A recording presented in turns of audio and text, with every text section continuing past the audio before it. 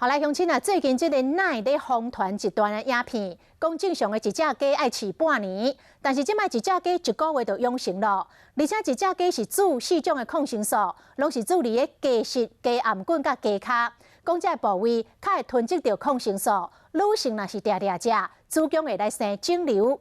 敢有影安尼咧？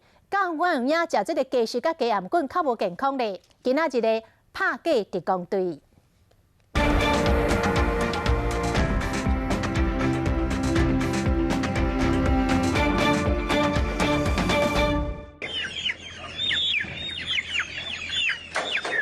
正手抓鸡身，倒手摕下档，每一只拢往伊鸡身做声落去。这段画面，互消费者惊惊。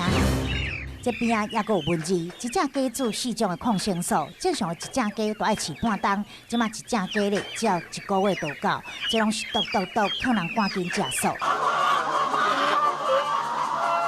影片毛骨悚然，我们实际来到台湾的养鸡场，台湾的鸡真的是像这样打抗生素吗？我们实际询问业者，刚刚的影片是真的吗？哦，刚刚的影片其实是打的是疫苗，那一只蛋鸡它从到中鸡前都要打就要施打8次的疫苗，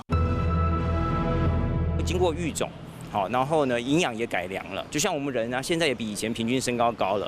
难道我们是因为打生长激素吗？不是，那是因为营养的改良。所以呢，有一些鸡呢，我们就是因为它需要它快速的提供足够的蛋白质给人类食用，所以我们就把它育种，所以它35天就可以上市。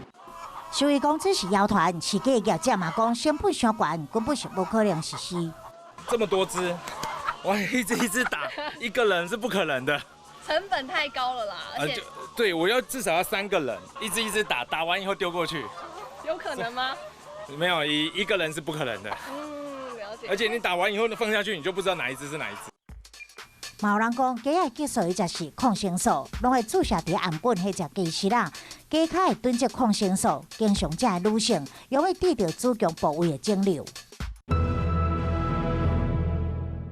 如果有去医院打针的人，都知道打要打手臂，打要打屁股，为什么？那肉多。